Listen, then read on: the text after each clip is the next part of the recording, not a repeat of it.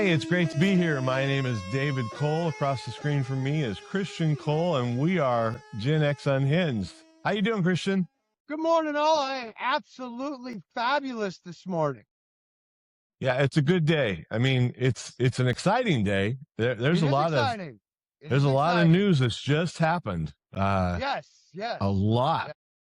Well, so it looks to me like Trump's going to end this 47-year war. I mean, he didn't really start it. He's just finishing it. He wants to be known as the president that ends wars. Well, this is one way to end it. It may be done already. No, you're right. You're right. For those who don't know, the U.S. and Israel bombed Iran this morning. And everything was, it was a remote control war. There's no boots on the ground. And it's a lot of people are thinking it's about time, Right. Well, I think the big hits are going to come tonight once it gets dark. Sure. And I think that the reason why he did it the way he did it was the day strike was on purpose. It was strategic. They weren't expecting it during the day, and they got what they got. So just some background, at least the most recent reason. There's lots of reasons that U.S. and Iran have always been on the opposite sides, but more recently is that Iran has nuclear capabilities and relationships with people that give them more capabilities. And Trump's been discussing this with them, been negotiating with them to get them to not continue down this path.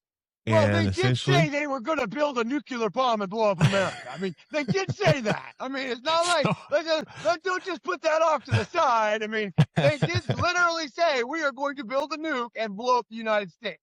So I got to say, that's a pretty big threat. You say something like that, and Mr. Trump is going to respond accordingly. Right. He's shown the that. last person that said some crap like that was Gaddafi, and Bush blew his house up. Remember that? Yes, I do. I declare war on the United States. Boom. No, I don't. Okay. Yeah, that's not something you say. You just don't make those threats. No. And but you got to look at it this way. You got to look at it from another perspective. Every time Umlong Wingdong over there in North Korea, every time he made a threat or launched a missile, we gave him billions of dollars. Okay?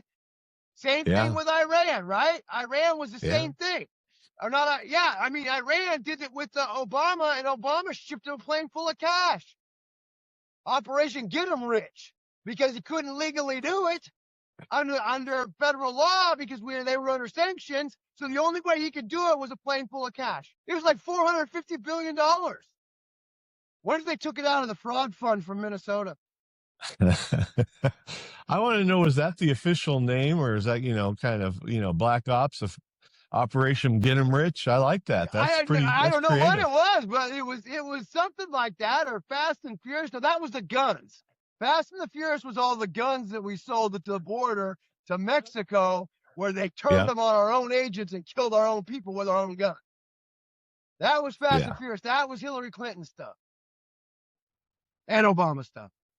So where do you think this goes? To me, this is going to be quick. I can't imagine this is going to be drawn out. This is going to be quick. And Israel is just, taking the offensive right now. Oh, they've been waiting for this forever. This is like a dream shot for them. It's like the Super Bowl. They are about it. They are about it. And you know what? They're going to, and it's not going to stop. I'm going to tell you what's going to happen. We are going to kick the crap out of them. And the people that are there, the Iranian army, they're not going to want to die because they don't like them either. And they're going to end up turning. It'll happen. They'll be the government they will be overthrown. Their power will be overthrown. And the prince has sworn that when he comes back into power, that he's going to set up a system for people to vote. So that's what he has said. They have him saying that. And I'm like I said, I'm pretty optimistic it's going to be quick. It's going to be quick because what Trump and his cabinet have shown is that they do very strategic, quick hits. They're not it doesn't appear that they are looking to draw anything out. They want things to happen, get done, and move on. They got more work to do. Right. And that's how they roll. I mean, that's how they roll. Back in 2016 when he blew the whole side of that mountain off. Remember that? Yeah. Shock people. He just went over there, dropped a fuel air bomb, and decided, hey, he leveled the mountain. Okay. That's all it took is one bomb. That shut him right down, So, and we sent the B-2s over there the last time, took out their nuclear plant. What'd they do? They started building it again. So, this is on them. Yeah. It is on them. And he has shown that he will talk with you, he will work with you, but once you are showing that you're not going to respond, he takes care of it. Same thing happened in Venezuela. And it was one night and it's done. And so this is just, if you don't work with President Trump and you show aggression, things are going to get bad. Well, yeah, it's peace through ass whooping. That's the way I see it. I'm telling you. I mean, hey, I'll come up and talk nice. We'll talk, we'll chat. I'll buy you a beer. Hey, well, that's how I was raised. That's how I was raised. How about you? Oh, hey, how about this? Just stop building nuclear power because you did say you were going to punch us. You were going to blow us up, kill the infidels. Just stop. Stop killing Christians. People be free. Hey, you've just let women drive like last week. You know what I mean? I mean, it's craziness. Yeah. So there's going to be more to watch here, but I'm hopeful it's going to be quick, but it'll be interesting to see what the next couple days bring. Right. Well, I'm getting my Iranian flag ready to post on Facebook that I stand with Iran, just like with the rest of the other liberals. I'm kidding. I'm not going to do that. I'm just saying. No. I mean, they're already printing shirts. And and that's another thing why I'm sitting here thinking about this. When I watched the State of the Union, did you notice all the Democrats, not one of them had just the American flag? They had the American flag and the Ukrainian flag, or the American flag and the Mexican flag. No. That's America. That's where we go right there, America. That's where we're at. Why would you put another flag there?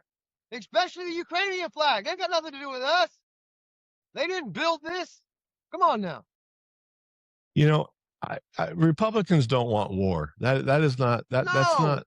It's just that. But we also don't want long sustained crappy relations that we're always nervous about what somebody's going to do. And that's what Trump is trying to get rid of. Look at the Vietnam War. It got started and drug out for 1,000,000 years because the Democrats couldn't figure out what the hell they were doing.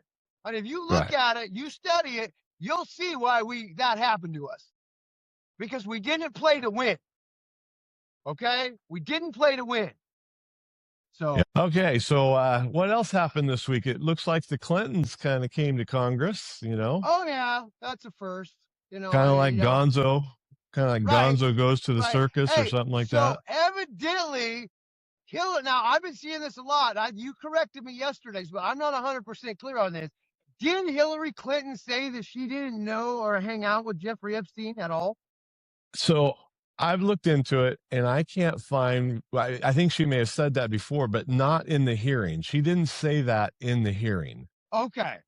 Is what I'm finding out, is that there really hasn't been much information on what Hillary said in the hearing. Not a lot to come out, but she did not say that. And actually hearing's probably too strong of a word as I look into this more. So this is kind of a fact-finding mission by the House committee, is that they need to, they're trying to be transparent. They're trying to figure out exactly who knows what, who did what. And this wasn't something that Bill or Hillary could have just got thrown into jail because of this hearing. Right. So, right. Well, Prince Andrew got thrown into jail because of this hearing. Well, but Prince Andrew, he's not the sharpest tool in the shed. So no. Bill Clinton, hey, I gotta tell you, I gotta give it to his legal team. That was a smart maneuver. There was something that came out of Bill. What did Bill say? Bill said that Trump, to his acknowledgement, had nothing to do with any of the things that Epstein did illegally. he never witnessed it. Well, of course he never witnessed it, because if he had witnessed it, he would have been making himself look, you know what I mean? Because they would have said, well, if that you saw that, if you weren't there, how could you see it? I mean, it was a win-win for him on that. It was brilliant. We all know Trump's innocent. We all know he had nothing to do with it. You know, come on now. But it was Slick Willie being Slick Willie. I mean, absolutely. It was a slick statement. It was absolutely a slick statement. Hey, if Trump's innocent and I never saw it either and I wasn't there, I'm innocent too. I'm innocent too. We all innocent, right? But hey, but like I said, we all know, and this is the thing, that is Bill trying to jump on Trump's innocence. You know what I'm saying? You know what I mean? 100%. Well, you know, Trump's probably in the corner going, well, yeah, of course you didn't see that. I was never there. You know what I mean? So it doesn't matter. You know, it's funny to watch these guys work. You know? Well, I don't like it, but you got to take your hat off to Bill Clinton. I mean, he always has a way. He has a way to worm out of this stuff like nobody's business. He's really good at it. I agree. But at the end of the day, he's the only one who's got to face Hillary when he gets home. You know, and they had pictures of her face during this, and I don't think I'd want to be facing Hillary. No. Oh, Hillary Clinton. I'll tell you what, he might end up with a gun in his mouth. I don't think there's joy in that household. Let's just put it that way. I don't think there has been ever. She's probably blackmailed him for his whole life. They like to hold hands with their daughter and make it look like everything's fine, but I'm afraid things don't seem fine. Everything is fine. Chelsea Clinton got like $100 billion from the Clinton Foundation, paid for her wedding, paid for everything. But nobody ever talks about her. Nobody ever talks about all that money. Nobody ever talks about the million Haitian children starving, you know, because Hillary had a $17 million wedding. You mean Chelsea? Chelsea, yeah. Yeah, she's kind of come out of this really unscathed and with a lot of money, So I don't know. But anyways, it's an ongoing saga. I kind of, it makes you, other than Prince Andrew, it makes you wonder if anybody's going to get arrested. But, you know, something's happening. So that's good. That's a huge start. It is. I mean that's a big start. And somebody else got arrested too. Some other big guy. I don't know. I can't remember who it was, but he's a pretty big name. I must have missed it, but that's good. I'm glad. Yeah. Oh, I think Bill Gates is going to be in the ringer. I think that's going to happen. I tell you, you talk about Hillary and Bill Gates and his wife. I mean, she kicked him to the curb once she found out about this stuff, and kudos to his wife for. Absolutely.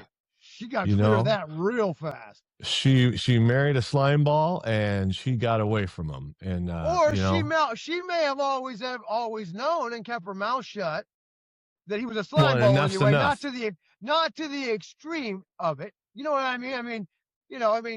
Hillary knew that Bill was a slime ball. Maybe she didn't know to the extreme, but evidently she was at the island too. You know that Epstein was at the White House 17 times under Bill and Hillary Clinton. Yeah. And she has said, I did not know that man, but just not under oath. So, I mean, she has said that. So, you talking slime balls, they both are in the same slime pit. Right, so right. You were on his jet 27 times, Hillary. Come on now. I never met him, though.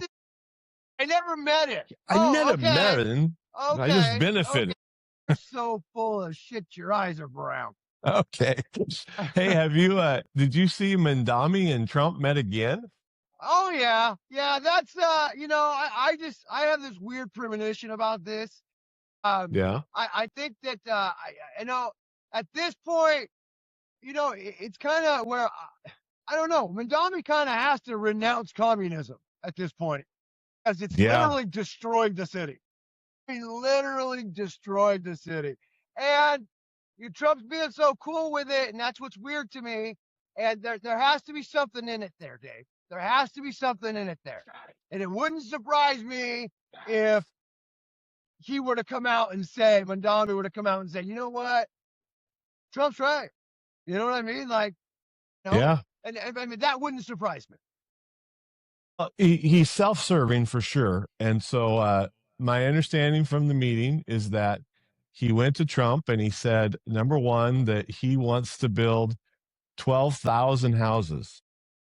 And that's great. But then he said, well, to do that, I think the number was he needs $21 billion of federal grant money. I don't quite understand that. 12,000 houses, $21 billion. That doesn't compute to me. Does it compute to you? No, that's close to 500 million a home, right? Yeah, I'm not real smart, but that just seems, I don't know what it is. No, it's not that much, but it's like 5 million a home. I mean, yeah, it's a lot. Okay. And so you're a homeless person getting a $5 million home? Yeah, so it doesn't make a lot of sense, and so I'm a little confused by that. But I know nothing about construction. You give me $21 billion, I will build more than 12,000 homes. Nothing. I'll get something done. Hey, I'll get something done. I don't know what it is, but for $21 billion, I think I could probably figure it out. I mean, in all fairness, I don't know exactly what they talked about, but that just seems extreme to me. And that seems like a California type project right there is what it seems like. Well, yeah, to me, so. We spent $24 billion and got more homeless. How the hell does that work? Evidently, it pays to be homeless. Evidently, if you play your card right, you can become a billionaire.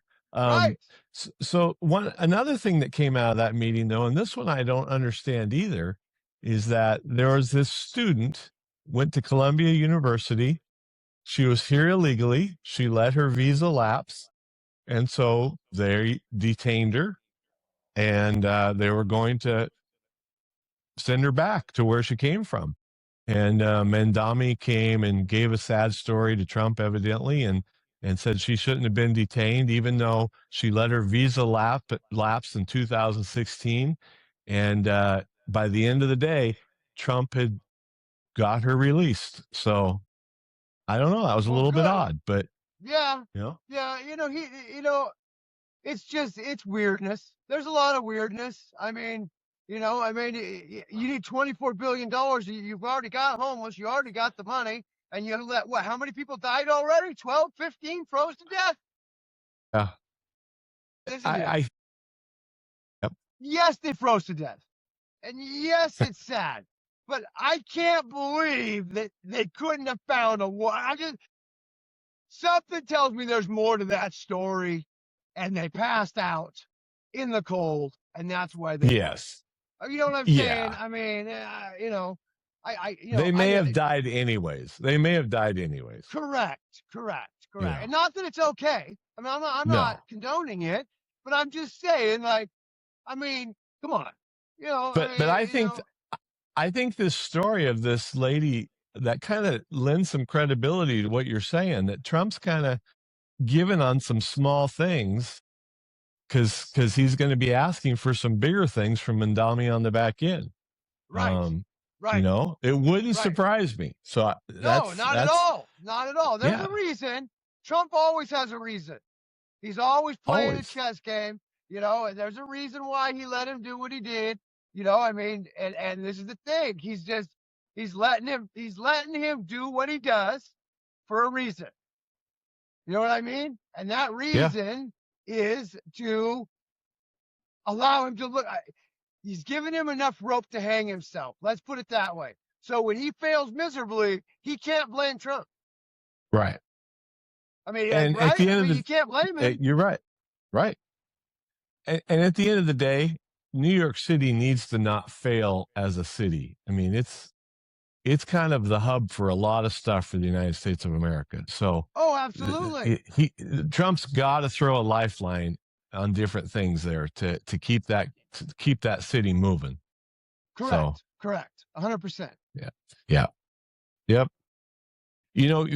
We talk about all these businesses leaving California and what have you. So I'm in Phoenix these last few days, and I got to tell you, industry seems to be booming. I mean, there's there's huge buildings in Phoenix that are full. And last year when I was here, they were not full. I mean, huge buildings, like 100,000 square foot buildings, cheaper, easier to work with the government, you know, and anyways, that's just an aside. Talking about cities that can't fail and states that can't fail. California, they continue to fail. I mean, they continue to fail. And right now it looks like this Katie Porter, who is again, probably not very bright, doesn't seem very bright, is the leading candidate. She's the leading candidate right now in California. That's a little scary. So, you know, she's kind of jumped to the forefront of the Democrats. Well, yeah, it's because Swallowswell got in trouble for taking Chinese money. You know, between the daycare and the Chinese money, I mean, and the banging the spy. I mean, how much more could they now? And Adam Schiff backs him. Oh my God! You tell that? Yeah. He's not going anywhere. He couldn't be, you know, he's not even going to be able to elect the city council by the time this is done. Yeah, well, I'm a little nervous for California, Christian. I'm not sure there's a light at the end of the tunnel right now. I was hoping there was. I won't be here. Huh? There is for you. Yeah. Oh yeah. Yeah. So, but the rest of the state is just struggling. I mean, well, but they're going to get what they vote for. If we don't vote and overwhelm the cheating, we are going to have another Democratic governor, and it's going to be horrible again. Every other week, there's another big company leaving California. Would you stay here? No, but not at all. I don't even want to drive through it anymore. It's that bad. Right. And if you're a trucker, you can't, because your truck's not legal. They can't find drivers anymore either. No. Yeah. So I don't know what the Trump administration is going to do about California, because it's just going downhill. And maybe because of Gavin Newsom, Trump's not going to throw California a lifeline right now. So, well, speaking of Gavin Newsom, this guy goes in front of an African-American people of color, and he's talking, and he says, "I'm just like you. I can't read." Oh, really? Oh, okay. So people of color can't read. Okay. Okay. I don't know how can that not be more blatantly racist? I'm sorry. Could you imagine if a Republican said that? Could you just even imagine? I mean, how are you going to lump? Seriously, you just told everybody who of color that is there or is listening to this that they don't know. You're just like them. You don't know how to read. Oh, okay. I mean, oh my God. How do you say that stuff? And how do you say it with a straight face? I mean, you automatically assume that because they're people of color, they can't read? You know, I mean, that's almost as bad as Ozzy's daughter saying, "Who's going to clean your toilets?" You know what I mean? I mean, it's insanity. It's insanity to me. Yeah. Oh, Gavin. That's got to blow you away a little bit. It does. I mean, I saw that video. It's crazy. He just blatantly just said these terrible things. I mean, it was just read the room, buddy. Read the room. Right. And not only that, he said it with conviction, like he really believed it. Yes. I'm just like you. Right. That's what he said. I'm just like you. Hey, just like Biden. If you ain't black, you're not black unless you vote Democrat. Remember that one? You know, they say that stuff all the time. It's just dumbfounding to me. It's dumbfounding to me. But well, you vote for the blue. You need a straight jacket. So we're gonna end today on the state of Oregon, because I've been trying to be as optimistic as possible. But Tina Kotek, the governor of Oregon, she put out a video a couple days ago. You sent it on to me, and in it she talks about how they think that President Trump and ICE are just awful. And she said, "Those of you in the illegal community, we love you, and you have a home here in Oregon." And it's just like, what are you saying? What are you saying? She's saying that if we don't get the SAVE Act, that it's going to remain that way in Oregon. I'm telling you, the SAVE Act will save our country. That's why it's called the SAVE Act. I really firmly believe that. I believe it in my heart that the SAVE Act will save this country. I don't think we can even fathom, or the Democrats can't, the Republicans can't, we can fathom how much cheating there actually is. Right. I mean, I agree. I mean, it's so immense, the amount of cheating that's happening, and it's all in the numbers. It's all in the numbers.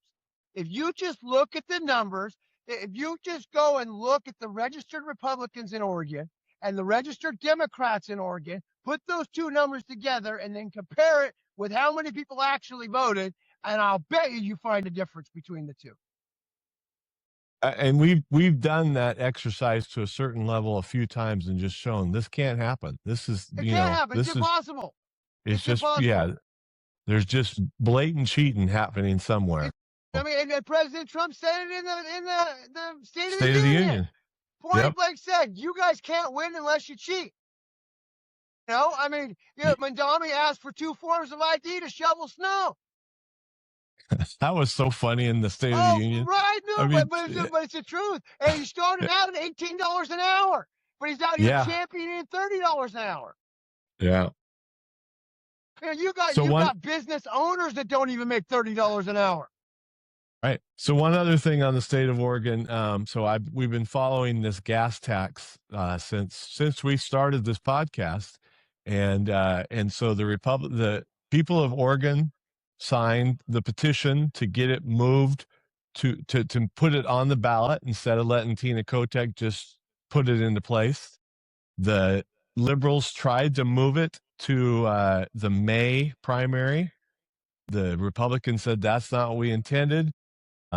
It looked like it was going to happen, but now it looks like it's not going to happen. It's going to be on the November because the Democrats are running out of time to get this put on the ballot.